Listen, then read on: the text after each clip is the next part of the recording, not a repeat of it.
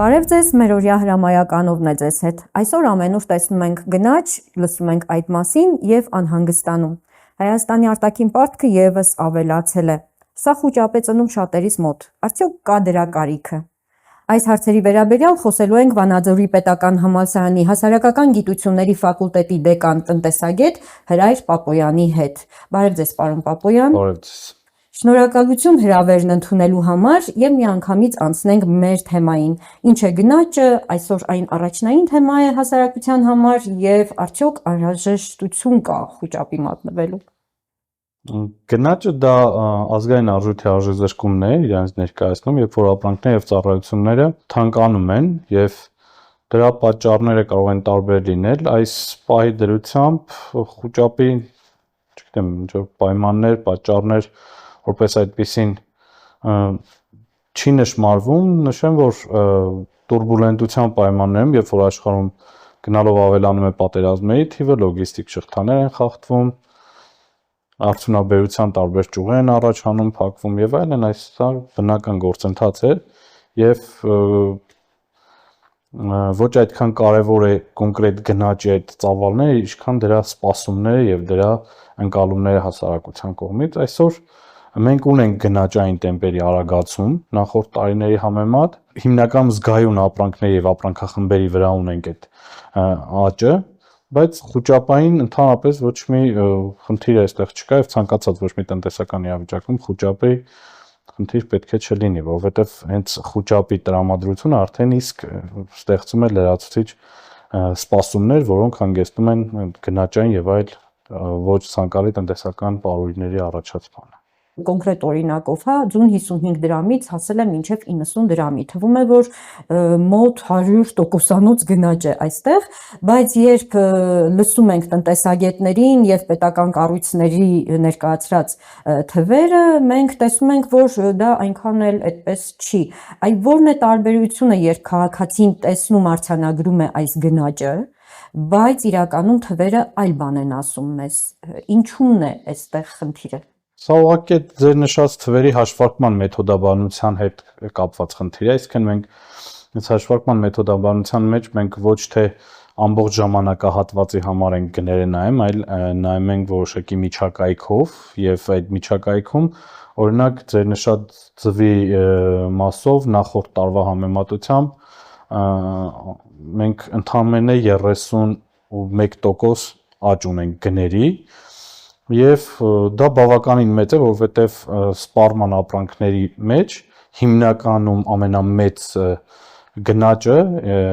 որ դիտարկվել է, դա հենց այդ ձվի շուկայի մեջ, չնայած այնտեղ եւ կաթնամթերք, մսամթերք, ծախախոտային եւ ալկոհոլային ապրանքներ եւ ինչն է հետաքրքիր, ոչ պարենային ապրանքները, օրինակ հագուստ, կոշիկ, շինարարական ապրանքներ եւ այլն, դրանց շրջանում գնաճ մենք չունենք որպես այդպեսին եւ սակայն մենք դիտարկում ենք ամենավերջին տվյալները փետրվար ամսվա կտրվածքով, քան դեռևս մարտի հաշվետվությունները որպես այդպեսին դուրս չեն եկել, ազգային վիճակագրական ծառայությունները չի անդրադարձել մարտին տեղի ունեցած տենդենսներին, իսկ նույնիսկ նշած ապրանքները հիմնականում գնաճ արձանագրել են արդեն իսկ մարտին, որովհետեւ հիմնականում նրանք ներմուծման ապրանքներ են, նրանց գնի վրա մեծ ազդեցություն ունի այդ լոգիստիկ շղթաները, տրանսպորտային ծախսերը, աշխարհաքաղաքական իրավիճակը, բեռնափոխադրումների տևողությունը եւ այլն, որը դեռ կանդրադառնա եւ իմ կանխատեսմամբ կամ զգացումներով մենք առաջիկա մի քանի ամիսներին կունենանք ավելի մեծ տեմպերով գնաճ եւ դա արդեն ոչ միայն ներքին պայմաններով պայմանավորված գնաճներ են, այլ արտաքին պայմաններով, որ դեմ չենք կարող պայքարել կամ չենք կարող դրանք չեզոքացնել, որովհետև կապված են համաշխարհային շուկաների հետ, կապված են աշխարհաքաղաքական իրադարձությունների հետ եւ պետք է գնաճը ուսումնասիրելուց, գնաճը հասկանալու համար պետք է ընդհանրապես հասկանանք դրա տրամաբանությունը ինչից է առաջանում, հա։ Մենք գնաճի համար հիմք ենք ընդունում սպառողական գների ինդեքսը, այսինքն ապրանքախմբեր եւ այդ ապրանքախմբերի մեջ տարբեր պարունակության ապրանքներ, որոնք ձևավորում են այդ զամբյուղը եւ այդ զամբյուղի արժեքի փոփոխությունն է իրանից ներկայացնում այդ գնաճը։ Եվ դրանք մի քանի պատճառով կարող են փոխվել, որոնց կարելի է պայմանականորեն երկու մեծ խմբի բաժանել, արտաքին պատճառներ, որոնք մեր տնտեսությունից կախված չեն, սակայն դրանք մենք ներմուծում ենք, այսինքն այդ պատճառների հետևանքներն ենք մենք զգում, եւ ներքին պատճառներ, որի գնաճի պատճառը հենց մեր տնտեսությունն է, մեր տնտեսությունում տեղի ունեցող փոփոխությունները։ Օրինակ, ներքին պատճառներից էական կարող է դիտարկվել հարկային բեռի փոփոխությունը, դրամավարկային քաղաքականության փոփոխությունը, տնտեսության ներսում ծախսերի փոփոխությունը,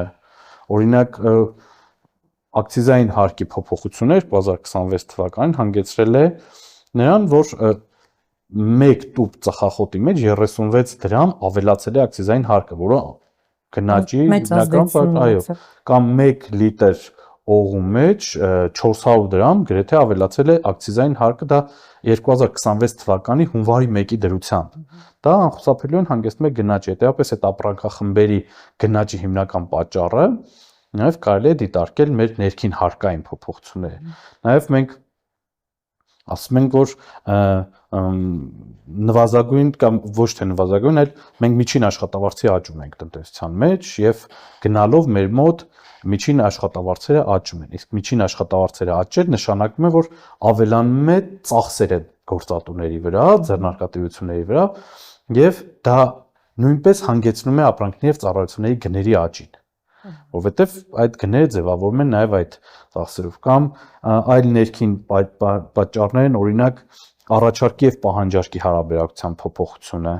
կամ լրացուցիչ տնտեսական ճյուղերի մեջ ինչ-որ ծախսատարության կամ տեխնոլոգիաների փոփոխությունը եւ դրանք դեպս էական ազդեցություն ունենում են։ Նշեմ, որ 2025 թվականից կենտրոնական բանկի կողմից նաեւ վերաֆինանսավորման տոկոսադրույքի նվազեցում է տեղի ունեցել, այսինքն դրանով իսկ էժանացրել ենք փողը, հա, այսինքն կենտրոնական բանկը առևտրային բանկերին ավելի էժան է փողը տրամադրում, որպեսզի տնտեսության մեջ նվազի փոխհատվական տոկոսը եւ մարդիկ ավելի շահագրգռված լինեն փոխառու միջոցները, վարկերը օգտագործել տնտեսության մեջ, բայց դա նաեւ ունի բացասական հետևանք, որովհետեւ ինքը ավելացնում է տնտեսության մեջ փողի քանակությունը եւ նույն ապրանքային Այո, պատճառներից մեկը չեմ ասում, որ դա հիմնական պատճառն է, որովհետև կենտրոնակ այսօր ինֆլյացիայի կամ գների մակարդակի հիմնական պատասխանատուն մեր սահմանադրությամբ դա կենտրոնական բանկն է, որովհետև դա կենտրոնական բանկի հիմնական գործառույթն է։ Եվ կենտրոնական բանկը նախորդ տարիների կտրվածքով, քանի որ արձանագրել է տնտեսության մեջ ցածր գնաճ, համեմատած մնացած երկրների եւ այն, դրա համար նաեւ համարձակություն է ունեցել որոշակի նվազեցնել վերաֆինանսավորման տոկոսադրույքը տնտեսության մեջ աշխուժություն մտցնելու համար։ Իմ կարծիքով դա էլ որոշակի ոչ մեծ, բայց էական ազդեցություն ունեցել է, այո։ Արտաքին պատճառներից իրական մեծ պատճառներից են օրինակ անկայունությունը տնտեսական եւ քաղաքական։ Օրինակ մենք դեռևս մեր վիճակագրական տվյալների մեջ արտացոլված չէ ԱՄՆ եւ Իրանի պատերազմի արդյունքները եւ մեր կենտրոնական բանկը դա գնահատում էր գրեթե 2% մեր գնաճի վրա, որը ահռելի թիվ է, ահռելի մեծություն է եւ դրանք հաջորդ ամիսների վիճակագրական տվյալներում արդեն կպարզվեն, որովհետեւ մեր հիմնական լոգիստիկ շղթաները անցնում էին Իրանի Իսլամական Հանրապետության տարածքով եւ այդ տարածքով ավելի եւ էժան էր բեռնափոխադրումը եւ ավելի կարճ էր տևում։ Սենց ասեմ, կարճ տևելը դա ուղղակի ազդեցություն ունի ապրանքների գների վրա, որովհետեւ եթե 1 ամիս ավելի շուտ է ապրանքները տարբեր, ենթադրենք Չինաստանից հասնում, ձեռնարկատերը 1 ամիս ավելի արագ է վերադարձնում իր ներդրած միջոցները եւ ավելի էժան է այդ միջոցները ստացվում։ Իսկ ինչքան ավելի երկար է մնում այդ միջոցների տրամադրության տակ, այսինքն ապրանքը չի վերածվում փողի, այնքան ավելի թանկանում է այդ միջոցները։ Շրջանառությունը եթե пассив է, այսինքն դրա համար մենք բավականին մեծ ծավալի ապրանք ունեինք մնացած Իրանի Իսլամական Հանրապետության տարածքում եւ մեր ձեռնարկատերը մինչև իրականացնում են արդեն նոր պայմանագրերի փոփոխություն, մինչև արդեն նախանշված նավահանգիստները բանդառավասից տեղափոխում են փոթի, չէ՞, այս նու sense պատկերացնենք, փետրվարին եթե մեկը որոշում է կայացրել, որ այլևս իր ապրանքը Չինաստանից պետք է գա ոչ թե Իրանի Իսլամական Հանրապետության տարածքով, այլ պետք է գա Վրաստանի տարածքով, մենք այդ ապրանքները ստանալու ենք հունիս-հուլիսին։ Այսինքն բավականին երկարաժամկետ արդյունք է դա, երկարաժամկետ հետևանքներ են ունենում։ Եվ հիմա մեր տնտեսվող սուբյեկտները դեռևս ամբողջությամբ դրա ազդեցությունը չեն զգացել։ Երբ որ արդեն նոր հաշիվները կվճարեն, արդեն խնդիրները կառաջանան այդ տեղափոխման հետ եւ այլն, նոր արդեն նոր գնագոյացում կձևավորվի, որը էլի լրացուցիչ գնաճային ճնշումներ կառաջացնի տնտեսության մեջ, լրացուցիչ կավելացնի ապրանքների գները, ներմուծվող ապրանքների գները եւ եւս մեկ գնաճային ալիք կունենանք, որը իմ կարծիքով դեռևս այդքան այս պահին տեսանելի չէ։ Դուք կանխեցիք իմ հաջորդ հարցերը, բայց երբ արդեն խոսում ենք ներմուծումների մասին, Հայաստանը որպես ներմուծող երկիր, Հայաստանի տնտեսությունը այս առումով ավելի ազդեցությունների ենթարկվող իրավիճակում է հայտնվում աշխարհաքաղաքական այս իրավիճակում եւ դրա համար արդյոք անհրաժեշտություն չկա որ ավելի կայուն տնտեսություն ունենանք, որովհետեւ միայն ներկրողի դերում լինելը, միայնը մի քիչ խիստ եմ ասում, բայց հիմնականում ներկրողի դերում լինելը տնտեսությունը կարծես թե ավելի վատ վիճակի իրավիճակում է, չէ՞ պահում։ Իրականում միանշանակ այդպես պնդել այդքան էլ չենք կարող։ Ինչի համար, որովհետև լավ է, երբ որ մենք կարողանանք ունենանք ամեն ինչ, արտադրենք եւ սպառենք, բայց մենք փոքր երկիր ենք, փոքր տնտեսություն ենք եւ հետեւաբար մենք չենք կարող բոլոր արտադրատեսակների գծով ունենանք բացարձակ եւ հարաբերական առավելություններ այլ երկրների հանդեպ։ Հետեւաբար մենք դատապարտված ենք եւ ներմուծելու եւ արտահանելու, չի համար, որովհետեւ այդպես ավելի արդյունավետ է։ Որտեղ մեծ լոգիստիկ շղթաներ կան, մեծ արդյունաբերական շղթաներ կան, արտադրական, որոնք մեր երկրի տարածքում կազմակերպելը բավականին բարդ է։ Մեզ հիմնական այդ հարցում կարող է օգնել այն, որ մենք ԵԱՏՄ անդամ ենք եւ մեր շուկան չի սահմանափակվում մեր երկրի շուկայով, բայց էլի բավականին բարդ է այդ process-ը եւ դրա համար բավականին երկարաժամկետ տնտեսական քաղաքականություն է պետք։ Ներմուծող երկիր լինելու հանգամանքը որքան էլ որ տարօրինակ է, տարօրինակ չեն չի, վերջի տարիներին մեզ բավականին օգնել է գնաճից խուսափելու համար։ Ինչու համար։ Որովհետև մեր կենտրոնական բանկի կողմից իրականացվող փոխարժեքային քաղաքականության պայմաններում մենք վերջի մի քանի տարիներին 2022 թվականից սկսած 23 մենք ունեցել ենք ազգային արժույթի կուրսի ամրապնդում, այսինքն դրամ-դոլար հարաբերակցությունը ես հիշում եմ 460-480-ից նվազել է այսօր 375 դրամ, չէ՞։ Դա այն ամենահիմնական ցուցանիշն է, այն ամենահիմնական պատճառն է, որ մեր մոտ այս տարիներին էական գնաճ չի արձանագրվել, քանի որ ներմուծումը հիմնականում իրականացվում է դոլարով եւ այդ պայմանագրերը դոլարով ռուբլով պայմանագրերը էական ազդեցություն չեն կարողանում թողնել այդ քանի որ մեր մոտ ազգային արժույթը արժևորվում է այդ ինֆլյացիան, որը այնտեղ օրինակ Ռուսաստանի Դաշնությունում 11-15%, Ամերիկայի Միացյալ Նահանգներում էլի բարձր, դրանք բախվելով մեր ազգային արժույթի այս փոփոխության հետ մեր ներսում գների կայունություն են ապահովում եւ այս վերջի մի քանի տարվա կտրվածքում ներմուծողների համար բավականին լավ տնտեսական իրավիճակ է եղել Հայաստանի Հանրապետությունում, որովհետեւ կայուն ազգային արժույթի կուրսը եւ բարձր լավ կուրսը դա ձեռնտու է առաջին հերթին ներմուծողներին, իսկ արտահանողների համար դա լրջագույն խնդիր է, քանի որ տնտեսական բարձր ծախսերը եւ ազգային արժույթի բարձր կուրսը հանգեցրել են տնտեսական մրցունակության անկման եւ մենք շատ ապրանքների գծով, որով կարող էինք արտահանում իրականացնել, ուղղակի չենք անում, արտադրություններ կամ որոնք չեն զարգանում կամ զարգանում են միայն ներքին շուկայի համար, իսկ արտաքին շուկայի համար մեզ մնացել է միայն այն ապրանքները, որ խիստ բացարձակ մենք առավելություններ ունենք, չգիտեմ, բնակլիմայական, աշխարհագրական եւ այլ առումով, իսկ ավելացված արժեք ստեղծելու եւ զուտ տնտեսական հետաքրքիր ապրանքներ արտադրելու կտրվածքով մենք զիջում ենք։ Այ խոսելով արտարժույթի դոլար դրամ փոխարժեքների մասին, ուզում եմ մի այսպիսի միջանկյալ հարց բարձրացնել։ Ընդհանրապես տարածված հարց է, դոլարը բարձրացավ, ամեն ինչ կսկսի թանկանալ, մեր երկրում այդպես է, բայց դոլարը արժեզրկվում է, բայց հիմնականում գները մնում են այն արդեն բարձր սանդղակի վրա, ինչի հետ է կապված դա։ Դա հիմնականում նրա հետ է կապված, որ ոչ թե դրամն է արժևորվում այս պարագայում, այլ դոլարն է արժեզրկվում եւ ապրանքների գները միջազգային շուկայում դոլարով ավելանում են եւ ավելանալով հանդերձ մեր տնտեսությունում դրանց գինը դրամով չի բարձրանում, որովհետեւ հենց տնտեսության մեջ մեր նաեւ դոլարի գինն է նվազում դրամի համեմատությամբ։ Այսինքն հիմնական գների կայունության կարևոր պատճառը մեր մոտ նաև դա է եղել եւ ոչ միայն դոլարը, այլ նաև ռուսական ռուբլին։ Մեր տնտեսության մեջ մոտավորապես մի 60% արտաքին առևտրաշրջանառությունը մենք իրականացնում ենք Ռուսաստանի Դաշնության հետ։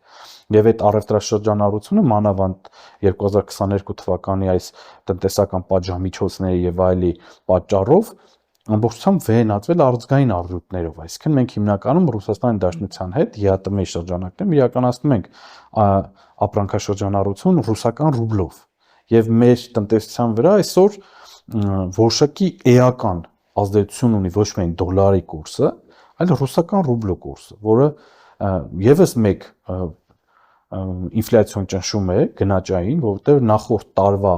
տվյալ ժամանակահատվածի համեմատությամբ մոտավորապես 15%-ով ռուսական ռուբլին արժևորվել է դրամի համեմատ։ Այսինքն 4.3 դրամ նախորդ տարվա առաջի 3 ամիսների միջին ցուցանիշը այսօր 4.8 դրամի կտրվածքով է եւ հաշվի առնելով այն, որ Ռուսաստանի Դաշնությունում եւս 5.9% գնաճ է տեղի ունեցել, նաեւ այս կուրսի տատանումները, ցանկ եւս հանգեցնում են գնաճային լուրջ ճնշումների ԵԱՏՄ տարածքից ներմուծվող ապրանքների վրա, արդեն այդ համատեքստում այդտեղ ոչ միայն դոլարային ապրանքների, այլ ռուբլու գոտում գտնվող ապրանքների վրա։ Այդ թեման շարունակելով ինչ խորհուրդ կարող ենք տալ մեր ժողովրդին, որովհետև գաղտնիք չէ, որ հայ ժողովուրդը ընդհանրապես սիրում է խնայողություններ անել, այլ դրամական որ տեսակն է ավելի նախընտրելի դրա համար։ Ես խորհուրդ չեմ կարող տալ, ես ուղղակի կարող եմ արձանագրել, որ վերջին մի քանի տարվա կտրվածքով ամենաարդյունավետ կուտակման միջոցը եղել է ազգային դրամը։ Չեմ կարող ասել, թե դա իրական ինչ ընթացք կունենա, կենտրոնական բանկի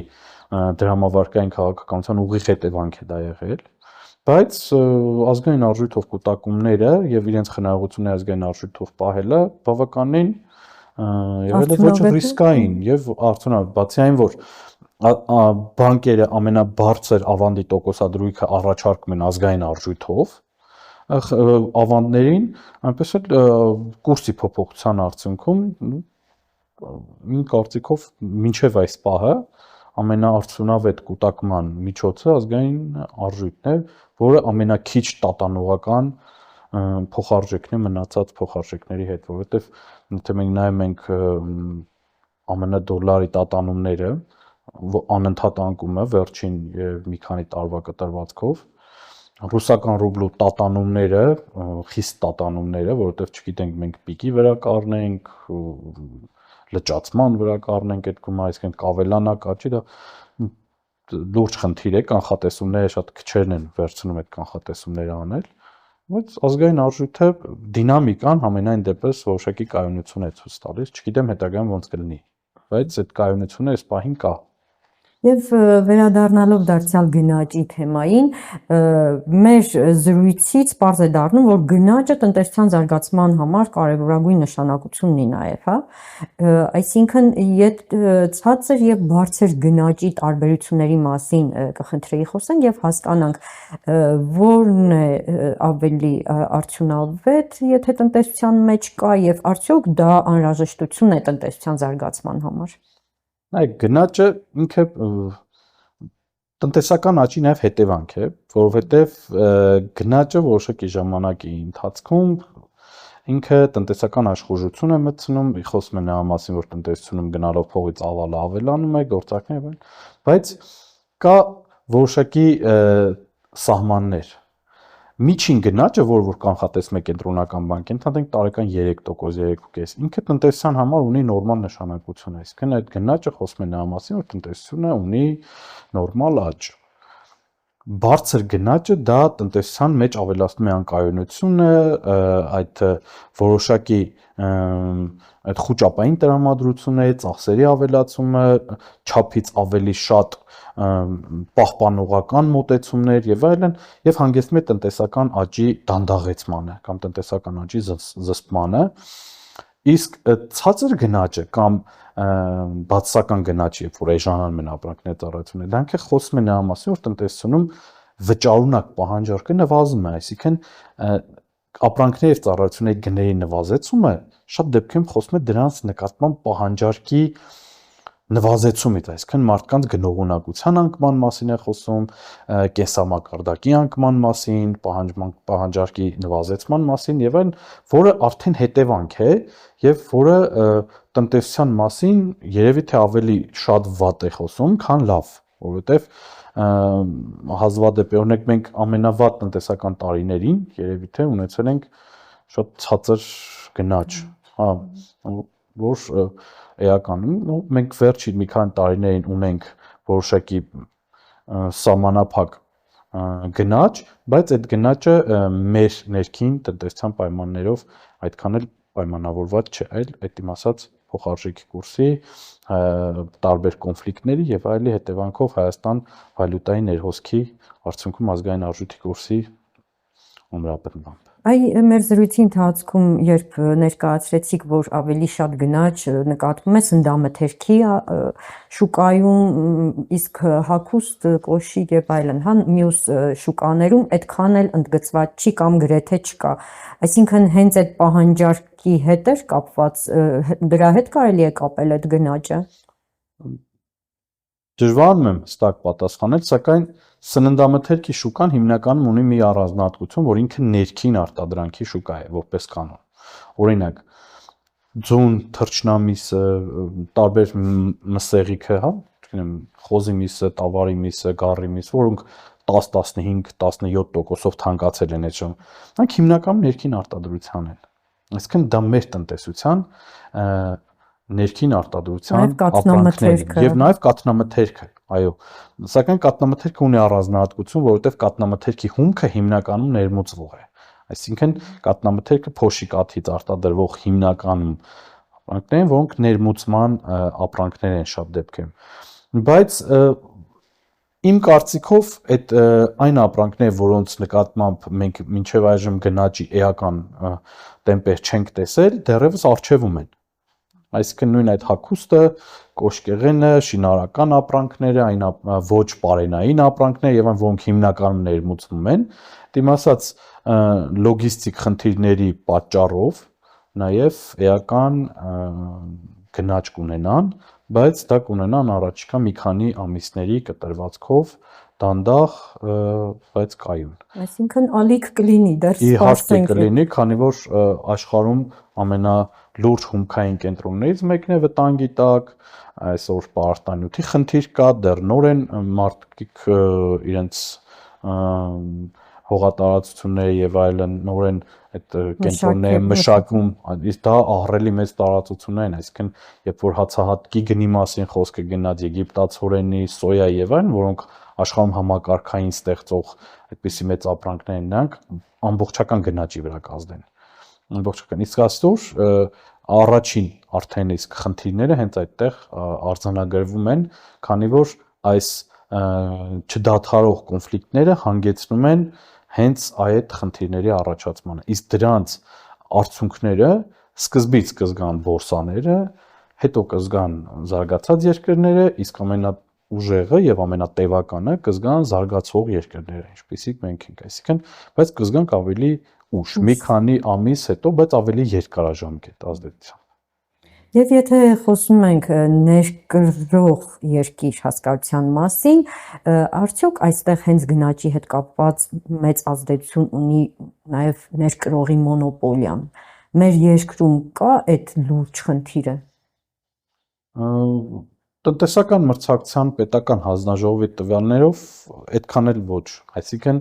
մենք շատ քիչ ապրանքներ ունենք, որոնց շրջանում կա գերիշխող ունեցող տնտեսվարողներ, որոնք կարող են էական գնի վրա ազդեցություն ունենալ, գնի վրա էական ազդեցություն ունենալ։ Հիմնական դա վառելիքակսուկային շուկան է, դրանք տրադիցիոն ընդունված անվանել շաքարավազի, ձեթի եւ այլն, բայց այդ շուկաները բոլորը ԵԱՏՄ-ի շրջանակներում արդեն իրենք տրոհվում են, բաժանվում են եւ այստեղ արդեն մեր մոտ ոչ թե մոնոպոլիան կամ ձեր ասած մենաշնորհը առաջանում է ոչ թե ներմուծման տեսանկյունից, այլ ներսում մանրածախ վաճառքի։ Այսինքն այստեղ խնդիրը ոչ թե նրանում է թե ով ինչ կներմուծի, որտեվ քանի որ եթե դաշտը ազատ է, ով ինչ ուզում է կարող է ներմուծել։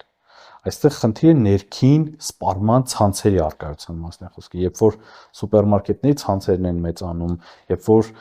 մի վաճառող կամ մեկ ցանց կարող է օրինակ տիրապետել շուկայի 25-30%-ին, այլ նրա կողմից վարող քաղաքականությունը կարող է մոնոպոլիստին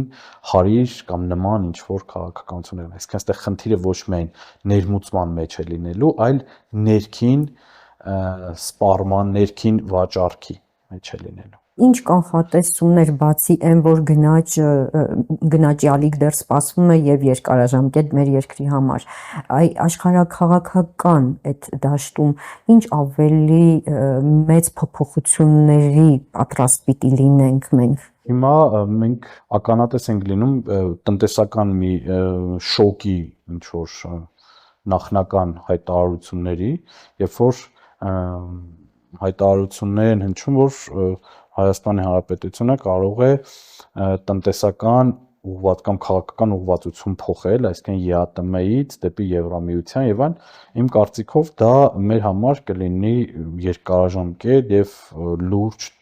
գնաճային եւ կայուն շոկ, որովհետեւ իհարկե շատ լուրջ, որովհետեւ եթե մենք մեր արտաքին առևտրի 65%-ը կապված է մի տնտեսական միավորի հետ, որի շրջանակներում մենք ունենք արտոնյալ առևտրի իրականացման պայմաններ եւ դա կարճաժամկետ կտրվածքում այդ պայմանները փոխվի եւ մեր ամբողջ ներմուծման բազան, բիզնեսը, արտահանումը, տնտեսական կապերը, մարդկային կապը եւ այլն, այդ դա կհանգեցնի Հայաստանի համար լուրջ տնտեսական շոկերի։ Իսկ դրա նախադրյալները կան, չէ՞։ Մենք չենք ուզում քաղաքական բաների մեջ մտնենք, բայց նաև կա քաղաքական հայտարարություններ Հայաստանը ԵԱՏՄ-ից դուրս գալու հետ կապված, կա ինչ-որ ճանապարհների փոփոխության,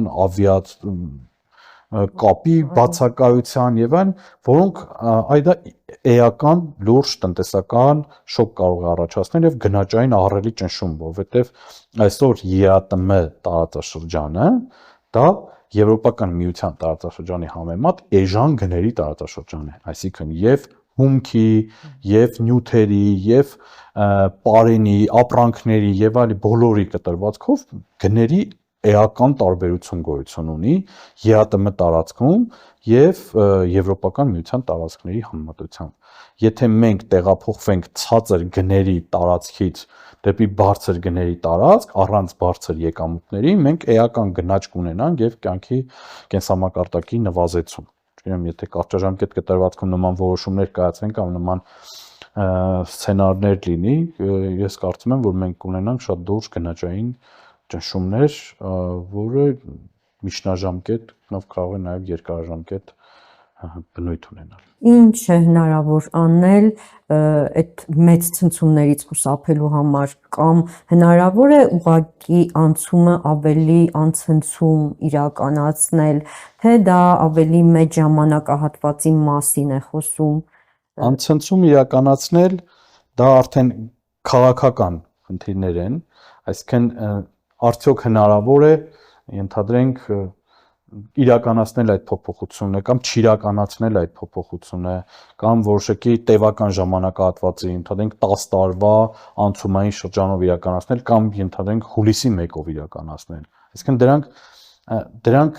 մեր որոշելուն չեն, տնտեսագետների որոշման դաշտում չեն։ Մենք հետագայում առերեսվելու ենք դրա պատճառների հետ, դրա հետևանքների հետ, բայց թե այսօր ինչ արագությամբ այդ որոշումները կկայացվեն, արդյոք կկայացվեն, թե չեն կայացվի, դրանք արդեն ինձ թվում է տնտեսական նպատակահարմարությամբ չեն պայմանավորվում, այդ քաղաքական նպատակահարմարությամբ են պայմանավորվում եւ մենք ուղղակի դրա հետևանքների հետ ենք առնչվելու, ոչ թե դրա որոշման վրա ազդեցություն ենք ունենալու։ Իսկ կենտրոնական բանկի դերակատարությունը ո՞րն է լինելու այս իրավիճակում։ Կենտրոնական բանկը պատասխանատու է գների կայունության համար եւ ֆինանսական կայունության համար։ Կենտրոնական բանկը կփորձի որոշակի իրականացնել ինչ-որ գործառույթներ, բայց արտաքին ուժեղ շոկեր կենտրոնական բանկը չի կարող չեզոքացնել։ Օրինակ Ռուսաստանի Դաշնության կենտրոնական բանկը այդ իրենց մեծ շոկերը փորձում է իր գործիքակազմով վերահսկել եւ վերահսկում է եւ վերաֆինանսավորման տոկոսադրույքը սարքել է 25%, 25 հետո իջավ 17 եւ այդ տնտեսում ընդհանրապես ներդրումային գործունեությունը պարալիզացվել է Ռուսաստանի Դաշնությունում, այսինքն որպես այդպեսին ոչ նպատակային ծրագրով հիպոթեկային եւ այլ գործառույթներ գոյություն չունեն, այսինքն 25%-ով մարդ չի կարող վարկ վերցնել, հա։ Եթե կենտրոնական բանկին այդպիսի հզոր շոկեր եղավ եւ կենտրոնական բանկը փորձեց կառավարել այդ շոկերը իր գնաճայի կառավարման մեխանիզմներով, մեր մոտ էլ նույնն է եղնելու։ Այսինքն կենտրոնական բանկը ուրիշ գործիքներ չունի։ Կենտրոնական բանկը թանկացնելու է փողը, թանկացնելու է եկամուտների կրճատման կամ եկամուտների պահպանման քաղաքականությունը իրականացնելու պետությունը եւ այլն, որոնք շոկային քաղաքականություններ են։ Եվ այլ երկրների օրինակով կարծում եմ, որ ներդրողներ էլ այս իրավիճակում գրեթե չեն ունենա Հայաստանում։ Չգիտեմ, չէ՞ կարող է ներդրողները իհարկե, եթե լինի տնտեսական անկայունություն, եթե լինի խնդիրներ տնտեսական, ներդրողները առաջ երթին դրանց են փախնում։ Այսօր մեր համար մի հատ հետաքրքիր պատուան է բացվել ներդրումների, որ աշխարհի խոշորագույն ներդրումային կենտրոններից մեկը Արաբական Միացյալ Էմիրությունները, Աբու Դաբի, Դուբայ, միանգամից իրանք դառնում են ոչ այդքան գրավիչ, որովհետև հայտնվել են պատերազմի եւ մարդկանց թվում է, որ արդեն երկարաժամկետ պատերազմի մեջ, եւ այդտեղից սկսում են մարդիկ հանել իրանց փողերը, իրանց ներդրումները կամած սկզբից սպեկուլյացիվ, հետո դրանք հանում են եւ ուր են տեղաբաշխելու, հա, սկզբից իրանք դա տեղաբաշխելու են հիմնականում իրանց կարծիքով դեռևս ամբողջությամբ չգնահատված տնտեսություններ, հա, ինչպեսին նաև մերն է։ Ես կարծում եմ, որ 2022 թվականի պատերազմից, որ մինչև այսօր շարունակում է Հայաստանը ահագին մեծ օգուտներ խաղեց ռուս-ուկրաինական, եւ այդ օգուտները, եթե տնտեսական ցնցումներ չլինեն, կարող են նաև խաղել այս Ամերիկա-իրանական պատերազմից, որովհետեւ այդ մանավանդ այդ տարածաշրջանի երկրներում ահռելի մեծ ներդրումներ են իրականացված, որովհետեւ ներդրողները արդեն իսկ լուրջ մտածում են իրանց ներդրումային կենտրոնը, ծանրության կենտրոնը տեղափոխելու, որովհետեւ նվազում են, չգիտեմ, հետաքրքրություններն են նվազում, անվտանգությունն է, ավիափոխադրումներն են նվազել այդ տարածաշրջանում, մարդիկ ուզում են դեռ Դուբայում, Աբու Դաբիում իրանց մեծ ներդրումների մի մասը տեղափոխել այլ տեղեր։ Եվ այդ այլ տեղերի մեջ ցանկում կարող է նաև եւ շատ մեծ հավանականություն կա, որ կհայտնվի նաև Հայաստանի Հանրապետությունը որպես ԵԱՏՄ մի պետություն, որտեղ ավելի ժողովրդավար է, ավելի խաղի կանոնները պարզ են, եթե ներդրողի տեսանկյունից դա այդպես է, եւ ինքը ԵԱՏՄ անդամ, որտեղ ԵԱՏՄ-ն այսօր ավելի գրավիչ է տեսանկյունից, քանի որ էժան տնտեսությունն է, էժան գների տնտեսությունն է, զարգացող հումքային բազաների տնտեսությունն է, որտեղ ովքեր են ԵԱՏՄ անդամ, Ռուսաստանի Դաշնություն, Ղազախստան, Բելարուս, չէ, որտեղ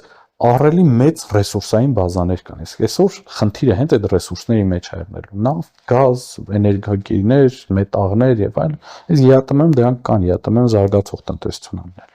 Այսինքն, երբ խոսում ենք, որ Հայաստանը միշտ խաչմերուկ է եւ պատերազմների, այս իրավիճակում Հայաստանը կարող է նաեւ հենց այդ իրավիճակներում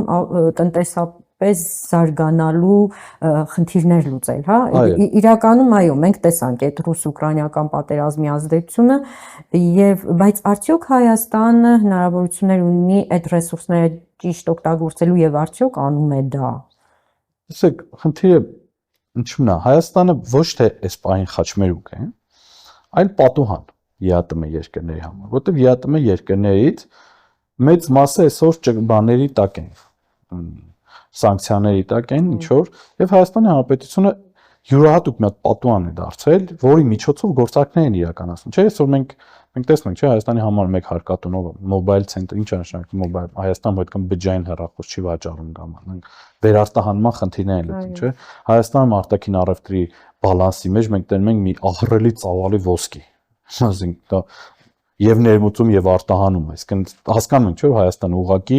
վերածվել մի պատուհանի, որտեղ բերում են ստեղ, հետո դառնում է դա հայկական, հետո տեղափոխվում են, որտեղ այդպես խնդիրներ չի առաջանում։ Ինչպես նաեւ ֆինանսական եւ այլ, չէ՞, շատ ռուսական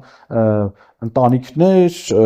ընկերություններ սկզբից ռելոկացիա արեցին Հայաստանում, հետո ապրեցին, հետո անշարժ գույք են ձեռք բերում, հետո մի մասը հեռացան, մի մասը էլի այն ամրապնդվում եւ այլ, այսինքն մենք այդ պատերազմից իրական օգուտներ ենք քաղում, իրական։ Եվ կարող է, իսկ այս մի տարածաշրջանը էլի մեզանից հեռու չի։ Ասենք Իրանի Իսլամական Հանրապետությունը մեզ հարևան է, Արաբական Միացյալ Էմիրությունները նրա հարև, այսինքն ուղղակի այդ նույն տարածաշրջանն է, որտեղ կարող են նաև էլի ստեղից այդ օգուտները քաղեն, որովհետև ինչքան էլ ուզում է խնդիրներ առաջանան, երկրները իրար հետ պետք է առևտուր իրականացնեն։ Այդ առևտուրը, որ իրականացնելու են, եթե ուղղակի չի թույլատրվում, անուղղակի են փորձելու իրականացնել տարբեր զարտուղի ճանապարհներով, տարբեր մեթոդներով եւ այլն, եւ այդտեղ կարելի է որոշակի դիվիդենդներ ստանալ կայունության եւ կանխատեսելիության շնորհիվ միայն։ Եթե մենք եղնենք ոչ կանխատեսելի, ոչ հեռանկարային տնտեսություն, եղնենք անկայուն իրավիճակ, չէ՞, համակարգն էլ այդպես լինի, մեր մոտ ոչ մեկը չի փորձի գա այդ ժամանակապես իր միջոցները բերի կամ ստեղ ընկերություններ հիմնի կամ գրասենյակներ հիմնի կամ ստեղից այդ գործառույթներն իրականացնի, իսկ եթե կայունություն տեսան այդ տնտեսվարողներն անպայման դա կանեն, որովհետև տարածաշրջանի երկրներում այսօր նայեք մի հատ հետաքրքիր բան է ստացվել։ Հայաստանը եւ Վրաստանը ունեն գրեթե նույն տնտեսական պատկերը, նույն տնտեսական աճ ունեն, նույն ինֆլյացիան ունեն։ Ադրբեջանը այս տարի տնտեսական անկում ունի, մոտ վատ է, այսինքն իրանք ունեն ռեցեսիա, տնտեսությունը անկում է ապրում, ունեն ինֆլյացիայի բարձր տեմպեր, բայց Հայաստանը ԵԱՏՄ անդամ է, այդ ամեն ինչից ստեղծում է, Վրաստանը ԵԱՏՄ անդամ չի, բայց էլի նույն գործիքներով է օգտագործում այդ ամեն ինչ։ Այսինքն եւ տարածաշրջանում մենք ոնց որ sense մեծ հետաքրքիր բան է ստացվել։ Ասենք ինչի հետ է կապված Հայաստանը այս իրավիճակում, բայց մրցունակ է փաստորեն։ ԵԱՏՄ անդամ լինելու, ինչպես նաև բարեդարացիական հարաբերություններ ունենալով եւ ԵԱՏՄ անդամների եւ ոչ ԵԱՏՄ անդամների հետ։ Այսօր մեր տարածքում բավականին турբուլենտ իրավիճակ է։ Օրինակ Թուրքիայում տնտեսական իրավիճակը մի քանի տարի է, ինքը խնդրահարույց է։ Այս անցած տարվա թվերը ես նայում եմ, Թուրքիայում 31% է եղել գնաճը։ Դրանց առաջ ավելի շատ։ Այսինքն գնաճային լուրջ ճնշումներ կա այդ երկրում։ Նույն այդ ճնշումները կա Ռուսաստանի Դաշնությունում, նույն այդ ճնշումները կա Բելոռուսում, նույն այդ ճնշումները կա Եվրոպական միության կամ հարող երկրներում, հա։ Բայց Հայաստանը եւ Վրաստանը որոշակի ոնց որ այդ ամեն ինչից sense մի անկյուն քաշված եղնեն ու այդ ամեն ինչի բարիքները վայելելուց ոնց որ եղնեն, այդ իրանց եւ աշխարհագրական դիրքի եւ աշխարհաքաղաքական կողմնորոշման։ Այ երբ խոսում ենք մեր սահմանակից երկրների մասին, վերջերս շատ շահարկվեց Ադրբեջանից բենզինի, ցորենի, հա, ներկրումը եւ ներկրում ենք, բայց ոչինչ չենք արտահանում իրենց։ Արդյոք սա Հայաստանի համար խնդիր է։ Բացարձակ, ինձ թվում է այդ խնդիր մենք Չինաստանից ենք շատ ներմուծում, բայց շատ քիչ բան ենք արտահանում։ Այսինքն այստեղ բացարձակ եւ հարաբերական առավելությունների մասն է խոսում, մենք տնտեսական մեջ տեսություններ ունենք, բացարձակ առավելությունների տեսություն, հարաբերական առավելություններ։ Ինչ է նշանակում, Ադրբեջանից մենք չենք կարող նավթամթերք ներմուծել։ Ադրբեջան չեն կարող ներմուծել, որովհետեւ իրանք նավթ ունեն, նավթի գործարաններ եւ այլ։ Այսինքն իրանք այդ ուղղությամբ մեր կարող են մատակարարել, եթե քաղաքական այդ պայմանավորվածությունն եղնի, եթե այդ արգելքները չեղնեն, բնական է, որ ամենամոտիկ նավթային աղբյուրները հենց Ադրբեջանում են գտնվում եւ այդտեղից պետք է տնտեսվողները օգտվեն։ Եվ ավելի արդյունավետ կլինի։ Եվ ավելի արդյունավետ կլինի, սա արդեն քաղաքական խնդիրների պատճառով, հա, որովհետեւ միշտ չի որ միայն տնտեսական արդյունավետությամբ է այդ ամեն ինչը որոշվում։ Դրանպես առևտուրը դեռ ոչ մեկին չի խանգարել։ Առևտուրը գների հավասարություն ա բերում, տնտեսական արդյունավետություն ա բերում եւ այլ, որ կարող ենք այդ ամեն ինչը իրականացնել։ Թե մենք ինչ ունենք վաճառելու Ադրբեջանին, ինչ կարող ենք վաճառել, պետք է ուսումնասիրի նրանց արտաքին առևտրի հաշվեկշիռը, դրանք ինչ ապրանքներ են ներմուծում, եւ երկրորդը արդյոք նրանք թույլ կտան այնպես, ինչպես այստեղ են թույլ տալիս այդ ներմուծումները կամ խրախուսում այդ ներմուծումները, հա։ Դա հետաքրքիր կլինի, չգիտեմ, մեր տնտեսվողները եւ ժամանակի ընթացքում կփորձեն, արդյոք կհանդիպեն խնդիրների, թե չեն հանդիպի խնդիրների, չեմ կարծում։